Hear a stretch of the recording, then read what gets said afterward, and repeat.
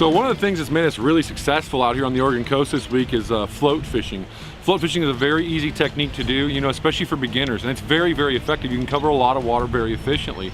So float fishing can be done simple, you know, with a rod. This one's happened to be a 6 to 10, 9.5 foot rod. You can use anything from an 8'6" to a 10'6", you know, from 6 to 12, 8 to 17 pound test rating, and they work great. This happens to be a 30-pound braid, okay?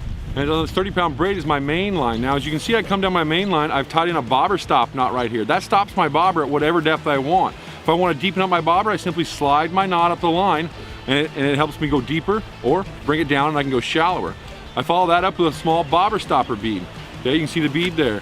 Then I come down with a corky on top. Well, you ask, why does the corky sit on top of the bobber? Well, if I cast out and it gets tangled, and I notice my corky is not on top of my float, I know my gear's tangled in the water, so I can reel in, check it, and fix it. That way I can go on my next drift efficiently. So the corky should sit on top of the float like this.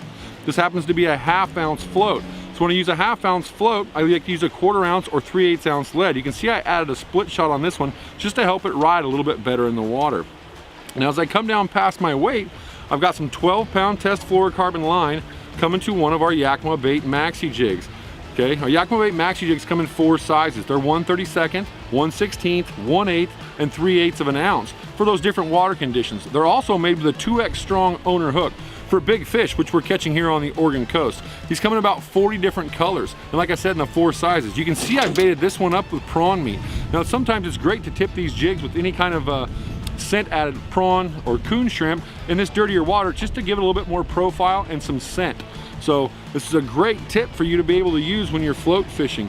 Float fishing, there's a lot of great videos out there on how to do this. This was a quick tech tip for you out there to set yourself up for success.